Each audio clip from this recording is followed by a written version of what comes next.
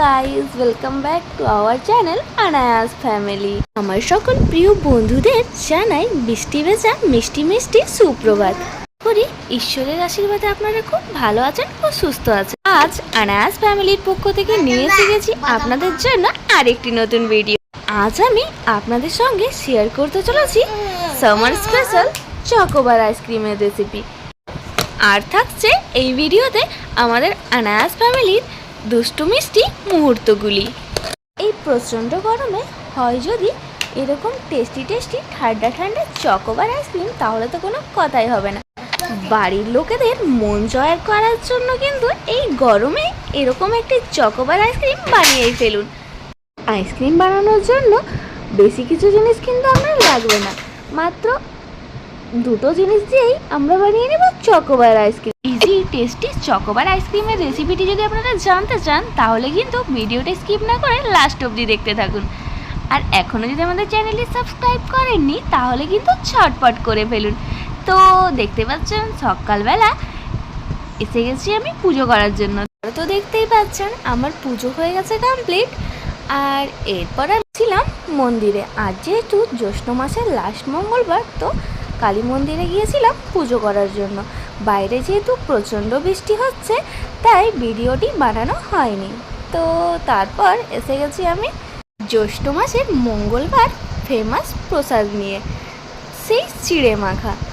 তো আপনাদের কার কার বাড়িতে এরকম চিড়ে মাখা হয় জ্যৈষ্ঠ মাসের মঙ্গলবারে, কার কার বাড়িতে এই নিয়মটি আছে কমেন্টে জানাতে কিন্তু ভুলবেন না যেন।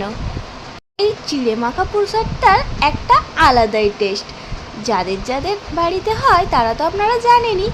এই আম, কলা, দই, গুড়, লাড্ডু, প্যাড়া সব কিছু মিলিয়ে যে চিড়েটা মাখা হয়, প্রসাদের চিড়েটা, সেটা কিন্তু একটা আলাদা টেস্টি হয়। এদিকে আপনারা তো দেখতেই পেলেন আমি চিড়া মাখার জন্য সব জিনিসগুলো এক কাছে করে নিয়েছিলাম। আর এদিকে বাইরে হচ্ছিল প্রচণ্ড বৃষ্টি, বৃষ্টি মানে শিলা বৃষ্টি। আর এইদিকে দেখুন আমি বরফগুলো কুড়িয়ে নিয়েছিলাম। আর বরফ পোড়ানোর জন্য কিন্তু বাইরে যেতে হয়েছিল না, দরজা দিয়েই নিজে নিজেই বরফগুলো ঢুকে যাচ্ছিল।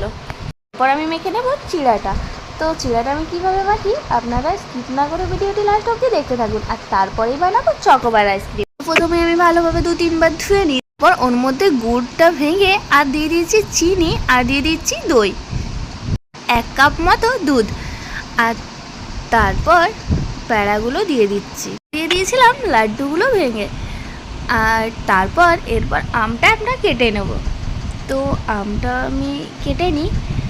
তারপর আমের যে স্লাইসগুলো এভাবে স্লাইস করে কেটে নিচ্ছি। তারপর আমটাও এর মধ্যে দিয়ে দেবো।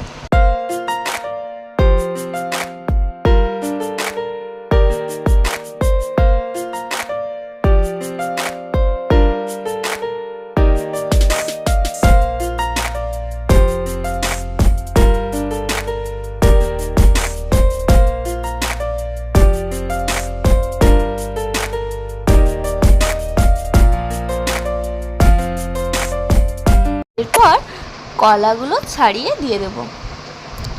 এভাবে কলাগুলো ছাড়িয়ে দিয়ে দিচ্ছি।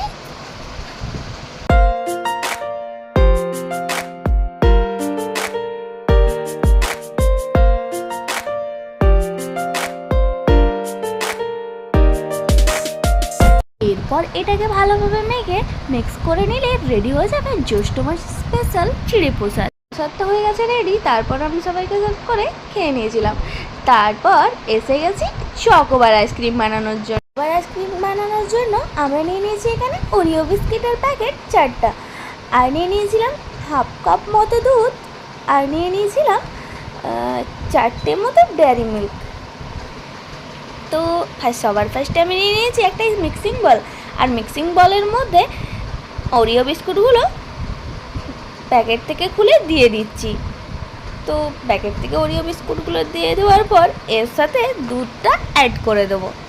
তো ওরিও বিস্কুটগুলো আমার ভেঙে ভেঙে দেওয়া হয়ে গেছে। এরপর দুধটা অ্যাড করে দিলাম। দুধটা অ্যাড করে দেওয়ার পর এরপর এই দুটো জিনিসকে ভালোভাবে পেস্ট করে নেব। তো দেখতে পাচ্ছেন ফাইনালি আপনারা এটা পেস্টটা আমাদের রেডি হয়ে গেছে। এটাতে কিন্তু আমি কোনো সুগার অ্যাড করিনি। ওরিও বিস্কুটটা যেহেতু মিষ্টি তাই চিনি দেওয়ার কোনো দরকার নেই। আর আমি এদিকে নিয়ে নিয়েছি ডিসপোজাল কাগজের কফি কাপগুলো। তো কফি কাপগুলো আমি একটু বড় সাইজের পেয়েছিলাম, আপনারা চাইলে একটু ছোট সাইজের নিতে পারেন, ছোট সাইজের হলে ভালো হয়। আমার আইসক্রিমগুলো খুব বড় বড় সাইজের হয়ে গেছে। এদিকে বসিয়ে দিয়েছি একটা জায়গাতে জল গরম হওয়ার জন্য, আর তারপর দিয়ে দিয়েছি একটা কন্টেনার। আর ওই সাইডে আমি নিয়ে নিয়েছিলাম আইসক্রিম স্টিকও। তো আইসক্রিম স্টিকগুলো তো আপনারা দেখেই নিয়েছেন। আর আইসক্রিম স্টিক যদি না থাকে তাহলে আপনারা যে কোনো কাঠি বা চামচও নিতে পারেন। নিচের প্যানটাতে আমি দিয়ে দিয়েছিলাম জল, আর জলটা যখন ফুটছে তখন ওই উপরের বাটিটাতে আমি দিয়ে দেবো ডেরি মিল্কগুলো ভেঙে। আপনারা চাইলে ডেরি মিল্কের বদলে ডার্ক চকলেটও নিতে পারেন। তো আমি কিন্তু এখানে ডেরি মিল্কই নিয়েছি, কারণ ডেরি মিল্কের টেস্টটা আমার বেশি ভালো লাগে। আর ডার্ক চকলেট বাড়িতে সেদিন ছিলও না, তো ডেরি মিল্ক দিয়েই বানিয়ে ফেললাম চকোবার আইসক্রিম। তো ডেরি মিল্কগুলো প্যাকেট থেকে ছিঁড়ে এভাবে সবগুলো দিয়ে দিচ্ছি। ডেরি মিল্কগুলো দেওয়ার পর বাটিতে, নিচের বাটিতে যেহেতু জলটা ফুটছে, তো এভাবে আমাদের ডেরি মিল্কগুলো নাড়তে হবে। আর ডেরি মিল্কগুলো যতক্ষণ পুরো মেল্ট না হয়ে যাচ্ছে ততক্ষণ অবধি আমরা এভাবেই নাড়তে থাকবো। তো 1 থেকে 2 মিনিট মতো প্রায় নাড়লেই হয়ে যাবে মেল্ট আমাদের ডেরি মিল্ক।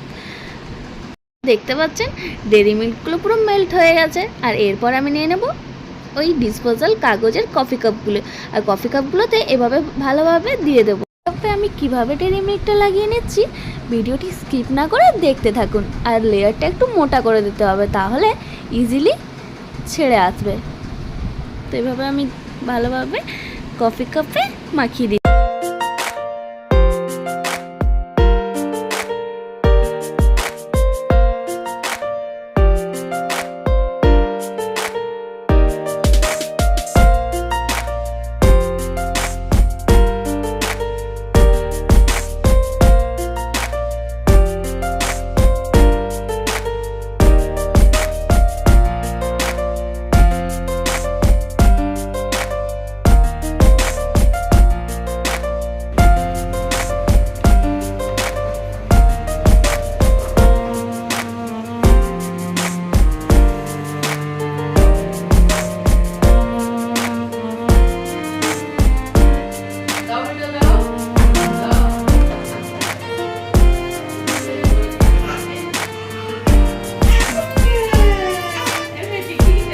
আপনারা তো দেখতেই পাচ্ছেন আমার ডেরি মিল্কটা কফি কাপে মাখানো হয়ে গেছে।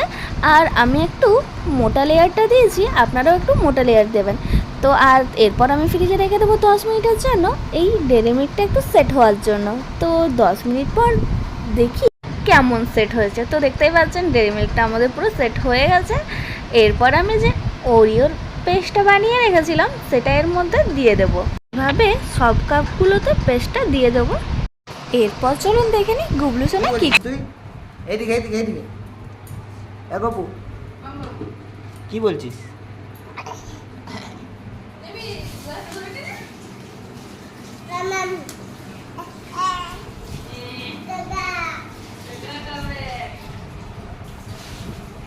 তো এদিকে আমার পেস্টটা ঢালার পর এরপর আমি দিয়ে দিচ্ছি আইসক্রিম স্টিকগুলো। আর আপনারা চাইলে আইসক্রিম স্টিকের বদলে যে কোনো স্টিক বা চামচ দিতে পারেন। আমি এখানে স্টিক ছিল তাই স্টিক ব্যবহার করেছি। তো এরপর 10 ঘন্টা মতো ফ্রিজে রেখে দেবো। 10 ঘন্টা পর দেখে নিই, দেখুন আইসক্রিমগুলো রেডি হয়ে গেছে। তো 10 ঘন্টা পর আমরা খাইনি। আমি এটা বিকেলবেলা বানিয়েছিলাম, আর তারপরের দিন দুপুরবেলা এটা বের করেছিলাম। তো আমি 10 ঘন্টা আইসক্রিমগুলো জমানোর পরই দেখে নিয়েছিলাম যে আইসক্রিমগুলো রেডি হয়ে গেছে। আপনারা চাইলে 10 ঘন্টা পর আইসক্রিমগুলো খেতে পারেন। তো আমি এটা তারপরের দিন দুপুরবেলা বের করেছিলাম। তো দেখতে পাচ্ছেন yummy tasty chocobar ice cream ready. আপনাদের তো আমি আগেই বলেছিলাম আইসক্রিমগুলো বানানোর জন্য আমি যে ডিসপোজাল কফি কাপগুলো নিয়েছিলাম সেগুলো কিন্তু খুব বড় বড় ছিল। তো আনায়া তো গোটা আইসক্রিম খাবে বলছিল, তো তাই ওর আইসক্রিমটা একটু ছোট করে দিলাম, যেহেতু ওর বেশি আইসক্রিম খেলে টনসিল ফুলে যায়। তো তাই ওর আইসক্রিমটা একটু কেটে দিলাম। আপনারা চাইলে বাচ্চাদের এভাবে কেটেও দিতে পারেন। তো আমি যদি ছোট ছোট কাপগুলো নিতাম তাহলে কিন্তু কাটতাম না। আর আনায়া যেহেতু ছোট, তো তাই ওকে আমি আইসক্রিমগুলো এভাবে কেটে দিলাম। বাজারের মতো টেস্টি টেস্টি চকোবার আইসক্রিম বানিয়ে ফেলুন বাড়িতেই। তারপর আবার এত ইজিলি। আইসক্রিমগুলো খেতে কিন্তু অসাধারণ হয়েছে, খেয়ে কিন্তু বোঝাই যাচ্ছিল না যে এগুলো হোমমেড, আর ওরিও আর ডেরি মিল্ক দিয়ে বানানো। খেতে এতটা টেস্টি হয়েছে যে কিছু বলারই নেই।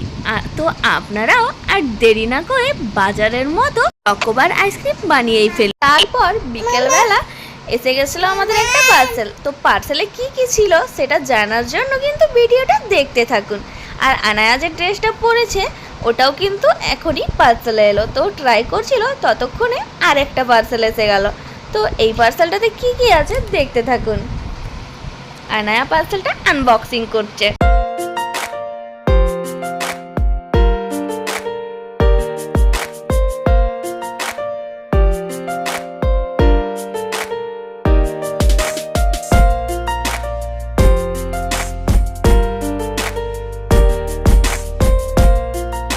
তো পার্সেলের মধ্যে ছিল আনায়ার এই দুটো ড্রেস, আর ড্রেসগুলো কেমন হচ্ছে সেটা কিন্তু কমেন্টে জানাতে ভুলবেন না।